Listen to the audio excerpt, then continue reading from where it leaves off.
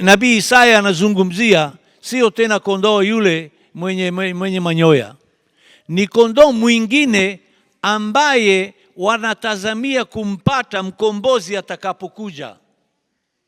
Ni kondoo ambaye hafanyi vita dhidi ya Farao, anafanya vita dhidi ya mapungufu yaliyopo katika maisha ya watu, na upungufu ambao ni mkubwa zaidi ambao unatusumbua ni nini?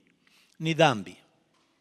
Na hiyo dhambi ni kitu kikubwa ambacho kimpaswa kulipwa na kila mmoja wetu tunapotenda kwa kuadhibiwa, kwa sababu ni kitu ambacho kinatutenga na uhusiano kati yetu sisi na Mungu. Na adhabu ya kwanza ingekuwa kwamba basi umeondoka, wewe umemkataa Mungu kama alivyofanya Adamu na Eva, ondoka paradisini.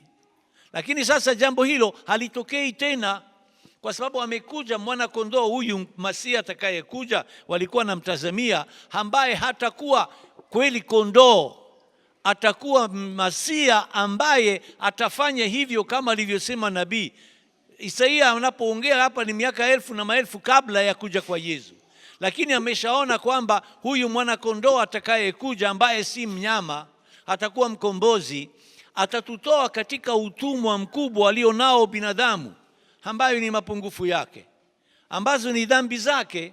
Na mambo hayo yote yanaingia moyoni mwetu na yanatudhuru. Achana kwamba yanatudhuru kati yetu sisi na mtu ambaye tumemkosea, inatudhuru kwa sababu kwa zaidi inatukatisha katika uhusiano tulionao kati yetu sisi na Mungu. Na kama asingekuwepo mwana kondoo huyu ambaye anakufa kwa ajili yetu, anaadhibiwa kwa ajili yetu, anajeruhiwa kwa ajili yetu na badala yetu, kama asingekuwepo, kwa kweli tungekuwa tumelaaniwa, tumepotea moja kwa moja.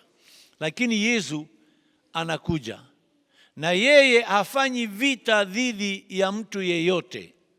Yeye anafanya vita dhidi ya ubaya, dhambi zilizopo katika ulimwengu.